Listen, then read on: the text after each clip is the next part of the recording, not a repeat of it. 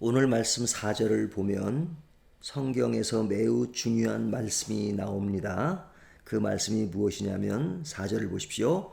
보라, 그의 마음은 교만하며 그 속에서 정직하지 못하나 의인은 그의 믿음으로 말미암아 살리라 하는 이 말씀이 나오죠.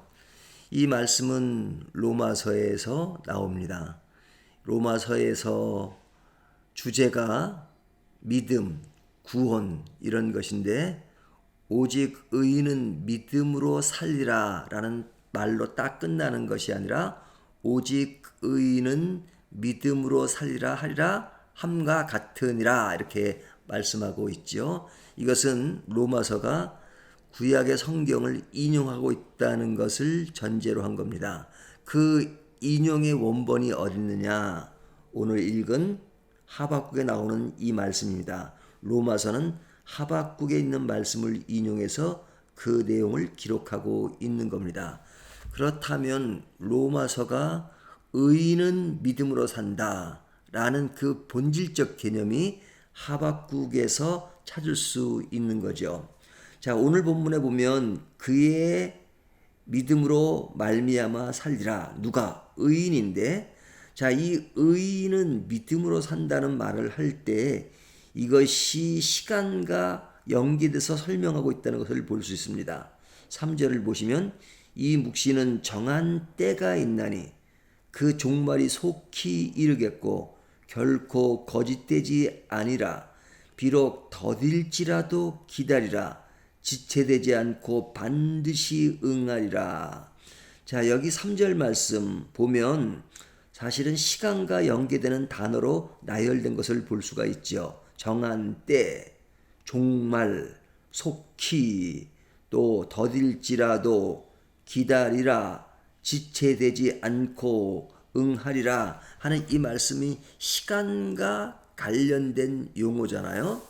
그렇다면 우리들이 생각하는 이 믿음은 시간과 연계돼서 이해할 수 있다는 것이죠. 그러면 이 시간이 무엇을 말하는가?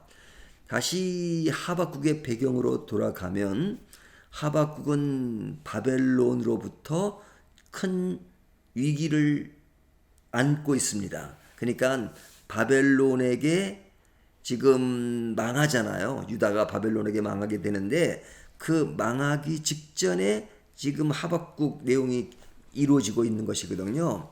자, 그렇다면 지금 유다는 바벨론의 큰 위기를 맞고 있는데 그 위기 가운데 하박국 선자는 하나님께 자기 민족을 살려달라고 기도를 했습니다.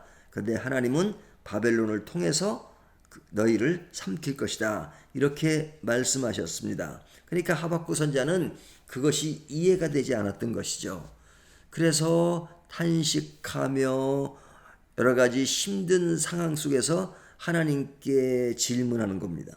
그럴 때 하나님이 지금 말씀에서 오직 의인은 믿음으로 살리라 하는 그 로마서의 말씀과 같이 의인은 믿음으로 산다라고 말씀하신 겁니다. 그렇다면 하박국은 자기 민족을 살려달라고 기도했는데 하나님은 의인은 믿음으로 산다는 그 대답은 어찌 보면 질문과 대답이 맞지 않는 동문서답과 같은 의미로 들릴 수 있습니다.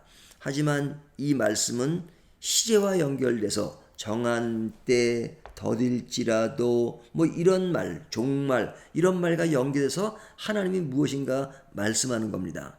그렇다면 그것이 뭐냐? 그 시간을 말하는 단어 중에서 특별히 눈에 띄는 것은 정한 때가 있다라는 거죠. 정한 때. 그 정한 때는 언제냐? 심판의 때입니다. 심판의 때가 언제입니까? 그때는 모든 것을 냉정하게 평가하고 판단하고 심판할 때입니다. 그러니까 그때가 되면 지금 현재는 바벨론이 힘을 가지고 위에 서 있는 것 같지만 그들도 하나님의 영역 아래 있지 않고 하나님의 뜻을 순종하는 백성이 아니었기 때문에 하나님은 그때 반드시 심판할 거라는 겁니다. 그러면 그 정한 때에 바벨론은 심판을 받고 그리고 유다는 지금 바벨론에 의해서 굉장히 힘든 상황에 놓여 있지만 그때 구원을 받는다는 것을 전제합니다.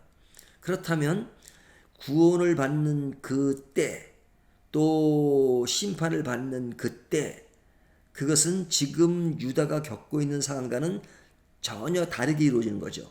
지금은 바벨론이 힘을 가지고 있고 유다는 그 힘 앞에서 눌려서 너무 초라하고 그물에 걸린 물고기처럼 굉장히 힘든 상황이지만 그 정한 때가 되면 바벨론은 망하고 유다는 구원을 받게 된다라는 것이 지금 이 말씀에 서려 있는 겁니다. 자, 그렇다면 지금은 굉장히 위기 가운데 있고 힘들지만 그러나 미래에 완전히 역전되는 바꿔지는 그때가 있다는 겁니다. 자, 그렇다면 지금은 힘들지만 반드시 결론, 대답, 정답 이것을 알고 있는 것이 누구냐? 그것이 믿음의 사람이라는 거예요. 그러니까 의인은 믿음으로 산다는 것은 그 믿음이라고 하는 것은 지금은 잘 보이지 않지만 그러나 반드시 하나님의 때, 정한 때 하나님의 뜻대로 이루어질 것이라는 것.